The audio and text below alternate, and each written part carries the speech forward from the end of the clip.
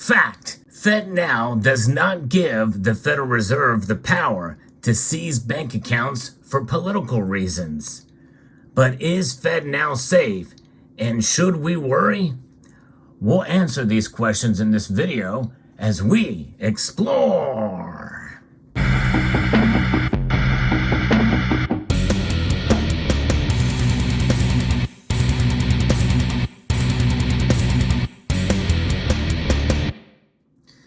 There is some misinformation out there. I think a lot of people have this notion that we're getting ready to head into a massive overhaul, and maybe some people even get confused as to what the FedNow Service is, as opposed to a central bank digital currency.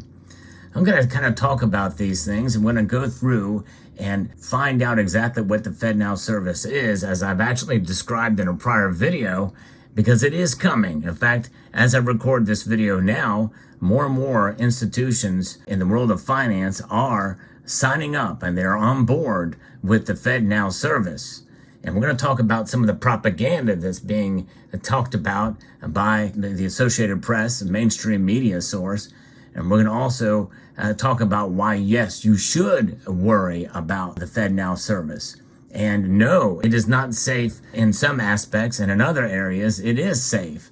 But let's talk about this article I'm going to be referencing from the AP about the claims and their assessment, the AP's assessment.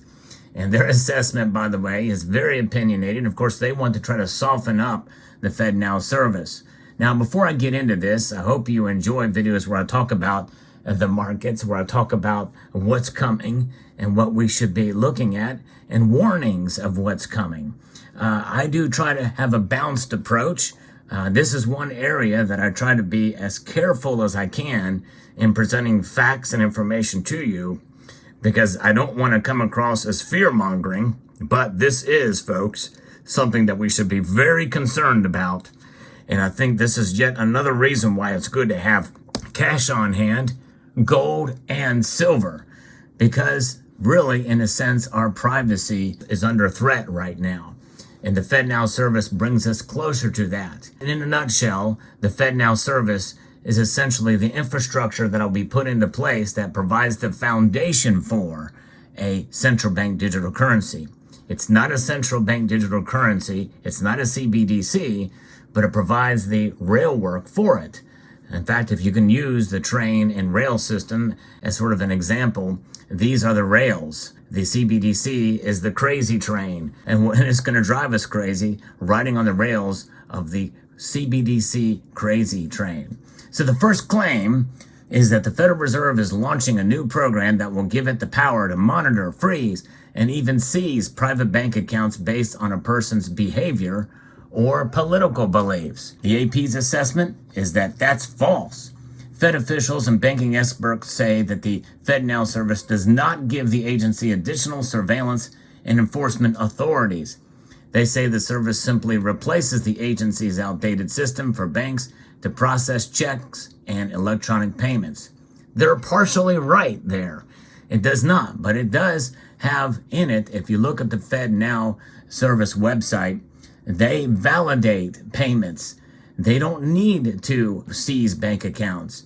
They wouldn't need to do it. They could just deny transactions for whatever reasons. And who's going to know exactly for sure how they enforce that, or how they say that a payment goes through or not? Because the FedNow Service always works through these financial institutions, banks, and credit unions that sign up for the service. They can stop those payments because all transactions, let me repeat, all transactions will go through the FedNow Service. And then they talk about the facts here. A post circulating widely on social media claims a new government program will give the Federal Reserve broad powers to monitor and seize people's personal bank funds. The U.S. banking nightmare is about to get a lot worse, reads the post, which has been liked or shared more than 4,500 times.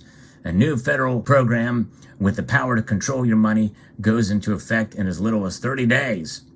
It claims the system would give government officials the power to monitor a person's investment, restricting how much they can invest or contribute to certain companies, causes, and political parties.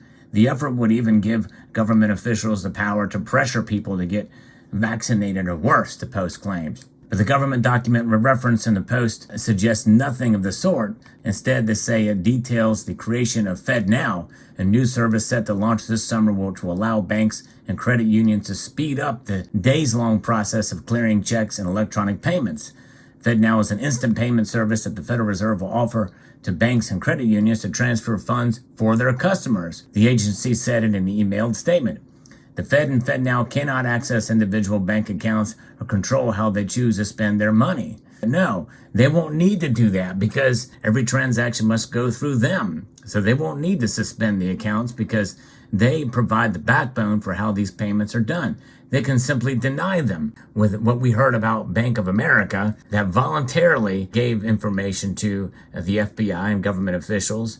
Well, more likely, some of these financial institutions, the big banks especially, they very well could and most likely collude with the government and maybe even the Federal Reserve for some of this. And as quickly as these transactions can occur, as quickly as they can stop. So it may not be direct closure of a bank account. Yeah, they don't need to do it because they could just stop the transactions, or it just may be hung up on a technical glitch that the FedNow Service finds. That could be their excuse. Your privacy, especially with what we've seen with Bank of America, is certainly, I think, more so under threat under the FedNow Service. Yea, though not a direct threat, a threat nonetheless. Precious metals provide security and anonymity. However, we aren't using gold and silver every day to purchase goods and services. So likely we are engaging in business where we need to present our personal information, which is then sold to data brokers who profit by selling your information to robocallers, telemarketers, spammers, and anyone else that wants to learn more about you. That's why I'm excited to tell you about today's sponsor, Aura. Aura will identify data brokers that are exposing your information and automatically submit opt-out requests on your behalf. They'll even opt you out of junk mail and telemarketing lists. You can use my link at aura.com/salivate-metal to try 2 weeks to see how many data brokers are sharing your information, which is also linked in my description, or you can scan the QR code on your screen. Aura also monitors your emails and passwords to see if they were involved in a data breach and exposed on the dark web, and gives you recommendations on what to do. Aura's app also features a VPN, password manager, real-time credit and identity theft monitoring, internet parental controls, and protects your devices from malware. Aura has almost every internet safety tool you'll ever need, all inside of one app. Safety and security are the reasons why we stack precious metals. So limit your exposure to these data brokers and go to aura.com/salivate-metal or scan the QR code now to start your free trial. The Fed is now revamping its automated clearinghouse system, which is the network financial institutions use to send each other electronic credit and debit transfers such as payroll, direct deposits, Social Security benefits, and tax refunds. They're upgrading their current system that runs on 1950s technology to one that's modern, explained in this email. It's like changing from Blockbuster to Netflix. However, the free market and what we've seen already with transactions and these other services, we're already seeing advancements and updated payment systems and services that are just as fast as FedNow or very close to it. Nicholas Anthony, a policy analyst at the Cato Institute, another Washington-based research group, noted that banking institutions are already required to report suspicious financial behavior and other potential threats under the Federal Bank Secrecy Act, which was enacted in 1970 to crack down on money laundering and the financing of terrorism. While there are many sound concerns around FedNow being an unnecessary expansion of the Federal Reserve's footprint, I do not share the same concerns that FedNow will replace surveillance. However, and again, I disagree because it doesn't necessarily need to do that because it provides the framework for central bank digital currency, which will be a direct assault, I think, on our privacy and our anonymity, especially in some of these transactions, which is why cash is so important. to be able to hold and to utilize. They find a way to kind of squash concerns on this and make it sound like it's not a bad thing. And of course, they say that it doesn't mean that a central bank digital currency is necessarily coming, but we know that legislation is needed for a central bank digital currency. But we see how legislation is wrote these days. They can put it inside a 5,000-page bill, or put enough parts of it into it that essentially they have 4/5 of it already enacted, and then they just piecemeal it in. And by 2030, voila, we've got ourselves a central bank digital currency because of a rider on a bill based off of legislation that was done the last 6-7 times before. Little pieces of the central bank digital currency authorizations get approved at a time. And that's essentially how the Federal Reserve System came about, by the way. And it's just a mishandling of language, and then they just correct it, and then all of a sudden it gets revamped and branded underneath a different name. In fact, by the time it comes around, it won't even be called a central bank digital currency.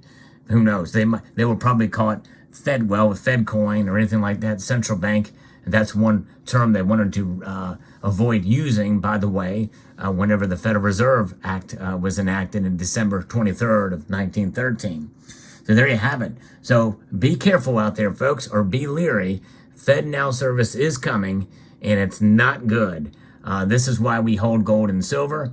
This is why privacy and anonymity are so important in this country, because your privacy is paramount and so important.